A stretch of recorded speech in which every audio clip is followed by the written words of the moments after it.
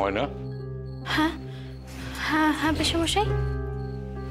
সোনার কি এত রাত হওয়ার কথা ছিল? আমাকে তো বলেছিলেন যে একটা অনুষ্ঠানে যাবেন, কোন একটা স্কুলে। কোন স্কুলের অনুষ্ঠান কি এত রাত অবধি হইতে পারে দাদা? তার লিগাই তো চিন্তা করতেছি। তাছাড়া রাস্তাঘাটে আজকাল যা চুরি ডাকাতির ঘটনা ঘটছে, কেন যে তো রাত বিরেতে বাড়ি ফিরে আমি জানি না।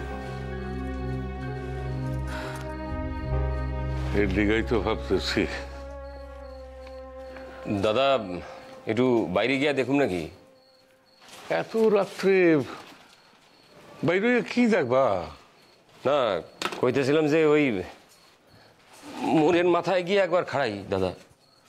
সে মোড় অব্দি আইতে পারলে আর বাসায় আইতে পারবো না? না তা না, মানে ময়না, কইতেছিলাম যে তোমার কিছু কয়ে গেছে, স্কুল খান কোথায় কইছে কিছু?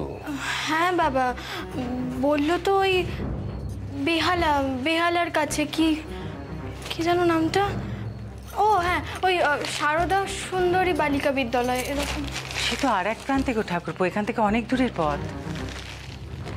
সে হইলেও দিদি কলকাতার মধ্যেই তো, তার বাইরে তো আর না। সেই তো, তার লিগাই তো ভাবতেছি যে মায়াগো স্কুলের অনুষ্ঠান কি এমন হইতে পারে যে এত রাত হইতেছে। সে তো আমিও বুঝতে পারতেছি না।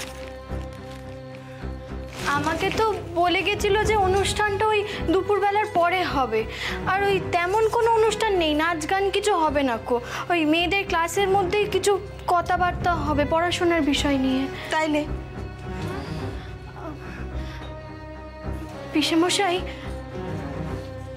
পিসেমশাই আমি বলি কি, আপনারা বরং আর অপেক্ষা করবেন না কো, আপনারা এবার খেয়ে নিন।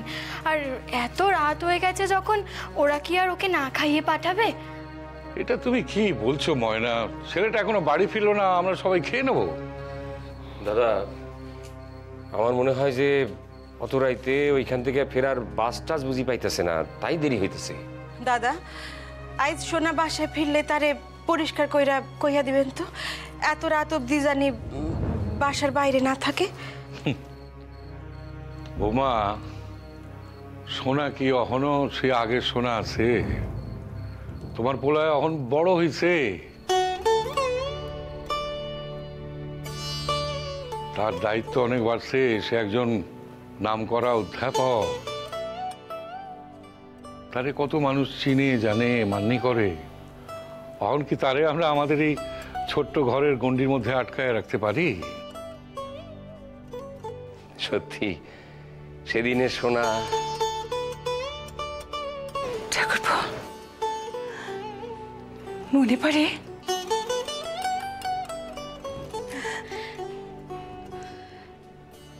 টলমলে পায়ে হাঁটতে হাঁটতে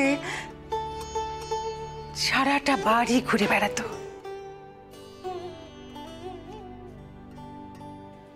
পায়ে মল পরানো থাকতো তো, সেজন্য ঘরের ভেতরে থেকেও আমরা বুঝতে পারতাম যে সে এসেছে। দাদা আপনার মনে আছে দাদা, আপনি একবার তারে একখান ছোট টিনের সুটকেস কিনা দিছিলেন। আপনি ডাক্তারের ব্যাগ লইয়া বাইর হইলে সেও আপনার পিছু পিছু ওই সুটকেস খান লইয়া আপনার লগে যাইতো, আর কইতো চলেন জ্যাঠামশাই আমি ওর রোগী দেখা আসি। তাই এই সকল কথা এখন তার সম্মুখে একবার কইয়া দেখো না, এমন লজ্জা পাই বসে।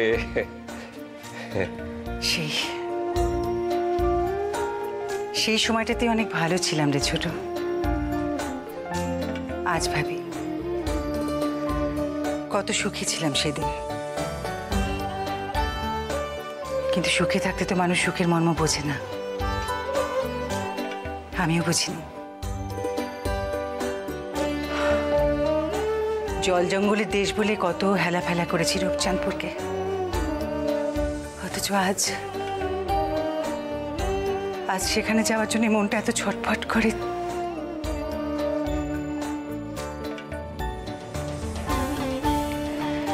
কিন্তু আজ আর কোনো উপায় নেই যে মরার আগে পূর্বপুরুষের ভিটেখানা একবার যদি দেখতে পেতাম, একবার, তাহলে বড় তৃপ্তি হতো। পিসেমশাই, পিসেমশাই, এটা কিন্তু আপনার ভারী অন্যায়। আপনি আজকাল বড় কথায় কথায় ওই মরার কথা বলছেন, এটা কিন্তু ঠিক নয় কো। তোমরা ভুলে যেতে পারো ময়না, কিন্তু আমি তো ভুলতে পারি না এই মহা সত্য, এই মহা বাস্তব কথাটা। আপনি এখনো অনেক দিন বাঁচবেন পিসেমশাই, দেখে নেবেন, আপনি মিলিয়ে নেবেন আমার কথা কানা। ময়না, মানুষের ইচ্ছে যদি সব হতো, তবে একটা কথা সত্যি, জানো, মরতে ইচ্ছে করে না।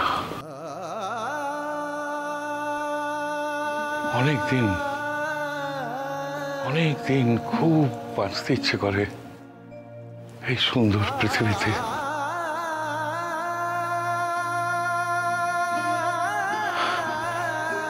ধন সম্পদের কথা তো কখনো ভাবিনি।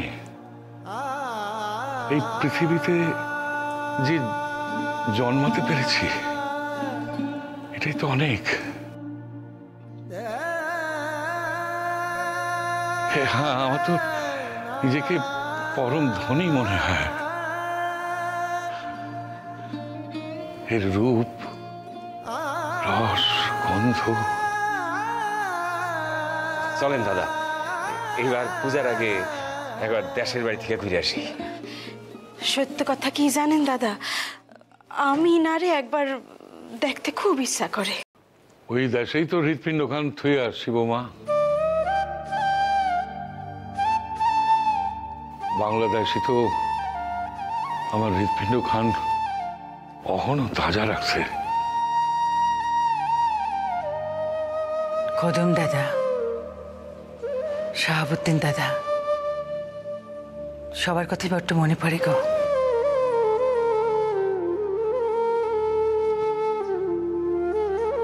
মন একখানা এমন জিনিস বুদ্ধি, কত কিছু যে তার ভিতরে ধইরা রাখে। আমি তো চক্ষু বুঝলেই দেখতে পাই আমাকে বড় পুকুরটায় 5-6 কেজি রুই কাতলা ঘাই মারতেছে। আর শুধুই কি তাই, গোয়াল ভর্তি গাই গুলান সজল চোখে জানি আমার দিকে তাকায় আছে। কখন তাগর একটু আদর করুম।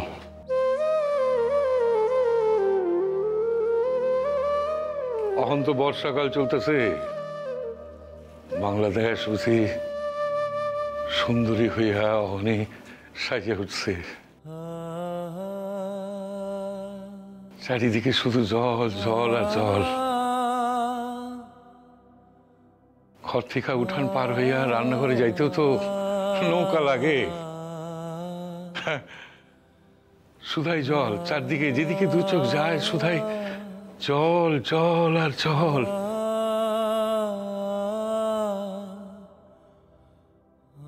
আর এই বর্ষাকাল পেরোলেই তো শরৎকাল গো। আকাশে পাল তোলা নৌকো, সাদা সাদা থোকা থোকা মেঘ, মাঠে মাঠে দুলছে ধান, আর আকাশে রং বেরঙের পাখির কত মেল। থাক,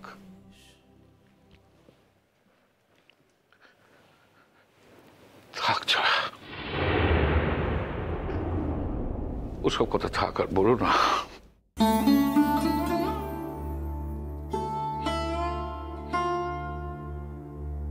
বয়স হচ্ছে তো, আবেগটাকে আর কন্ট্রোল করতে পারি না, কান্না পেয়ে যায়। দাদা, দাদা চলেন না, চলেন না, এই পূজায় একটা বার যাই। মা গো, আমার হাতে কি কিছু আছে? যাইতে ইচ্ছা করলে দেখো। মা, ও দেশে গিয়ে কিন্তু আপনাদের আপনাদের খুব একটা ভালো লাগবে না কো, এই আমি ঠিক জানি।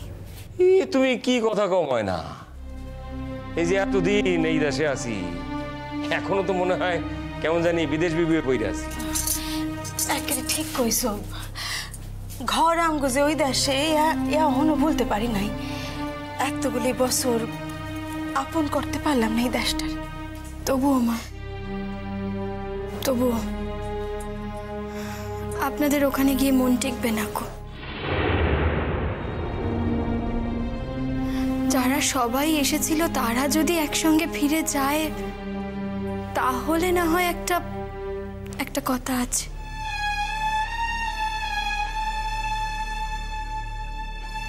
কি আশ্চর্য ময়না, সকলে মিলে যাওয়ার কথাই তো কইতেছি। সকলে মিলে একসাথে যেতে পারবেন কি বাবা?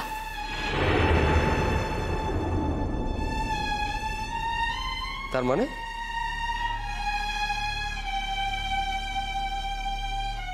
না, এবারের একজন প্রধান সদস্যকে তো আমরা হারিয়ে ফেলেছি বাবা।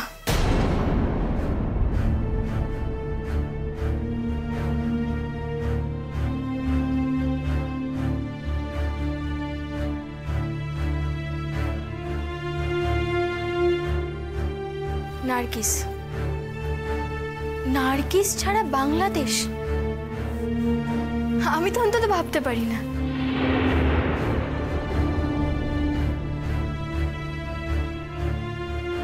আর আমি যখন ভাবতে পারি না তখন তখন আপনারা কি করে পারবেন? আপনারা কি করে পারবেন বাবা? পারবেন না।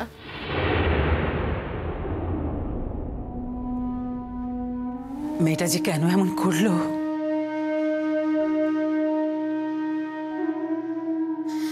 কোনো ঠিকানা না রাইখা হারাইয়া গেল।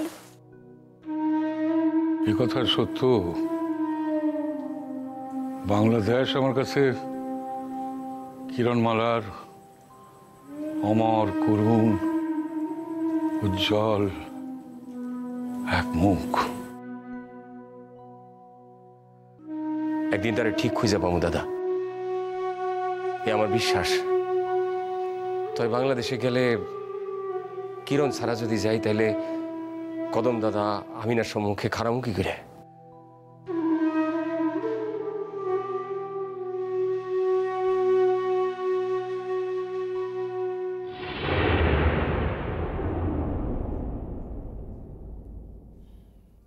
জ্যাঠামশাই,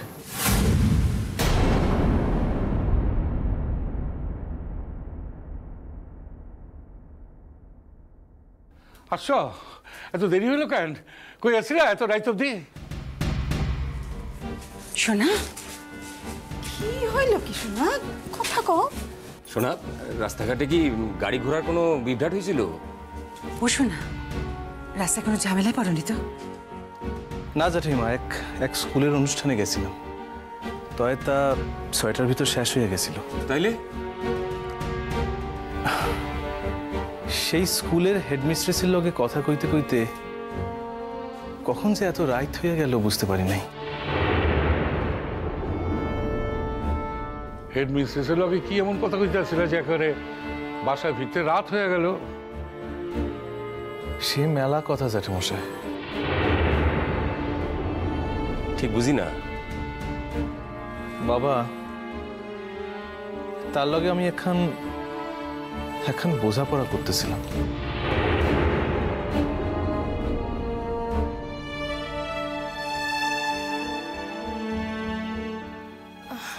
সে কি তোমার চেনা কেউ?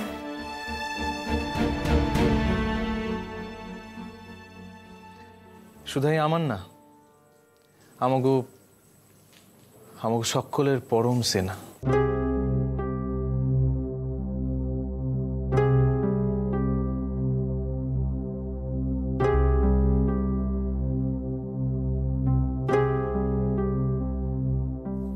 হেডমিস্ট্রেসের নাম কিরণমালা খাতুন।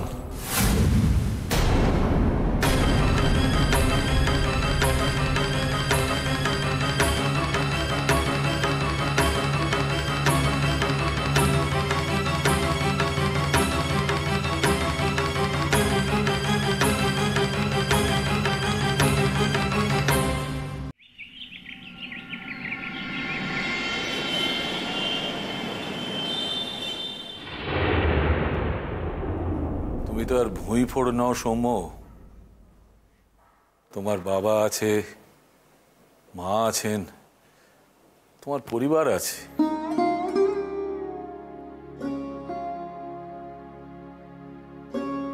তাদের প্রতি তোমার তো একটা কমিটমেন্ট আছে, সেই কমিটমেন্টটা তোমায় রাখতে হবে। তুমি যেটা করছো সেটা তুমি করতে পারো কি?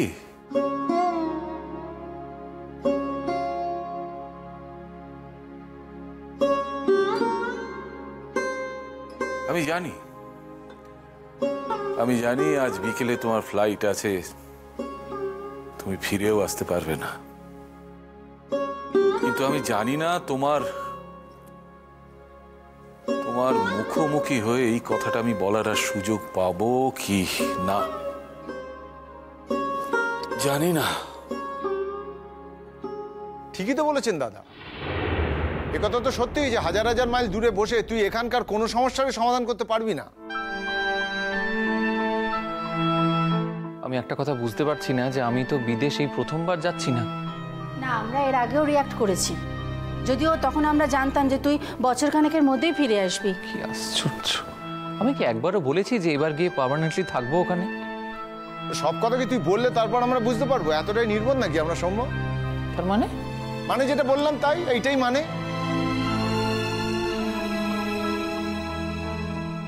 বাবা, আমি 2-1 বছরের মধ্যে ঠিক ফিরে আসবো।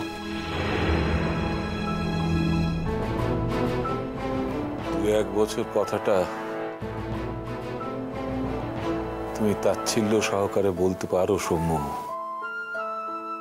কারণ 2-1 বছর তোমার কাছে একটা লম্বা পথ। আমার তো তা নয়। আমার কাছে 2-1 বছর মানে একটা দীর্ঘ যুগ। আমি জানি না সেই সময়টুকু আমি পেরোতে পারবো কিনা, জানি না। বেশি টাকার তো আমাদের দরকার নেই বাবা। এই বয়সে এসে আমরা একটু শান্তি চেয়েছিলাম। সারা জীবন কষ্ট করে ছেলে মেয়েকে মানুষ করার পর যদি এই সুখটুকু না পাই তাহলে তো। কেঁদো না মা, কেঁদো না, চুপ করো। আচ্ছা বেশ, অন্তত বছরখানেক তোমরা। সৌম্য, বছরখানেক মানে তো অনেকগুলো দিন, অনেকগুলো মাস। আমি তোকে ছেড়ে থাকতে পারবো না সৌম্য, পারবো না। দেখবি ফিরে এসে আর মাকে দেখতে পাবি না সৌম্য।